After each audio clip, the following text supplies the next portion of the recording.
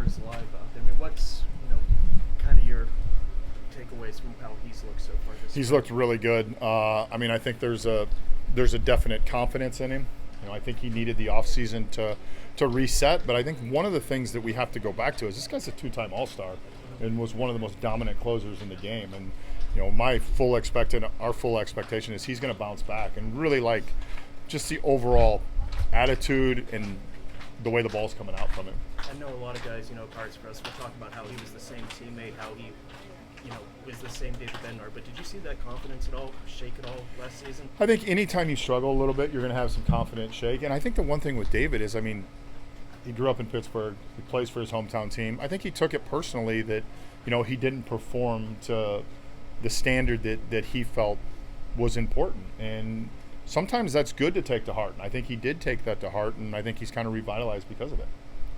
Did you feel like he was overcompensating for the spring training injury or the lat? I think the lat and then the oblique injury. Do you feel like some of that was overcompensating for the injury and that threw him off, or did you just? Yeah, I think that's hard to say. The guy who just got hit. That's hard to say. Early in the year, maybe you can account for that, but he went through a stretch where he was really good. And in my opinion, it was more just he didn't have the same fastball command that he previously had, and he kind of got away from in his execution. Paul was saying yesterday how there's kind of like an inner competition within the starting rotation. I'll be kind of the top guy. Just kind of how valuable is that just within a pitching rotation to kind of have each other pushing each other? I love that. I think when you have guys that are competing amongst themselves as a group, not only does it bring them more tight knit, but it also is going to bring out the best of them. So any time that you have within a group competition, healthy competition, and pushing each other, I think that's a wonderful thing, and I think it's a really, really true statement. First impressions of seeing Malcolm Nunez out there for the first time, he looks a little leaner and he moves around a little bit better. Yeah, he looks good. He played some third base last year for us in Indy and moved around, but he looks like he's in good shape, so it's encouraging to see.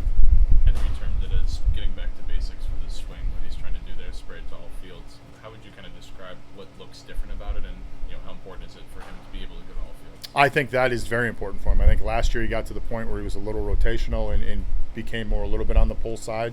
This is a guy that we've seen hit the ball out of the ballpark into the right center field seats, and if you watched his BP today, it was more directional.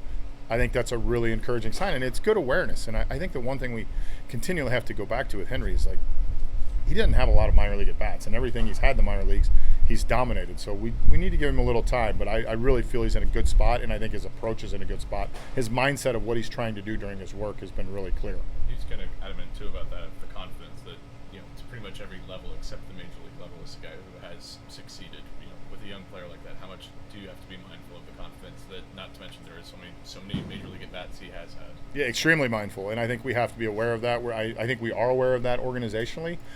In today's game, when a guy's a prospect, it's all of a sudden like, oh, he's got to come to the big leagues and dominate. The big leagues is hard, and there's times that you have to make adjustments. And it's not just in Henry Davis's case, but I think we've seen it throughout the course of the game especially over the last 5 or 6 years, where guys have been pushed to the big leagues pretty quickly, and then all of a sudden, they have a little bit of struggle and everybody panics. Well, there's no panic. We know he's going to be a good player. We know he's going to be a good hitter, and to his point and to a statistical point, he has been really good at every level, and sometimes there's that transition into the big leagues. Shelton, the fans have enjoyed the Pirates here in Bradenton since '69. Talk a little bit about just being back another year, spring training.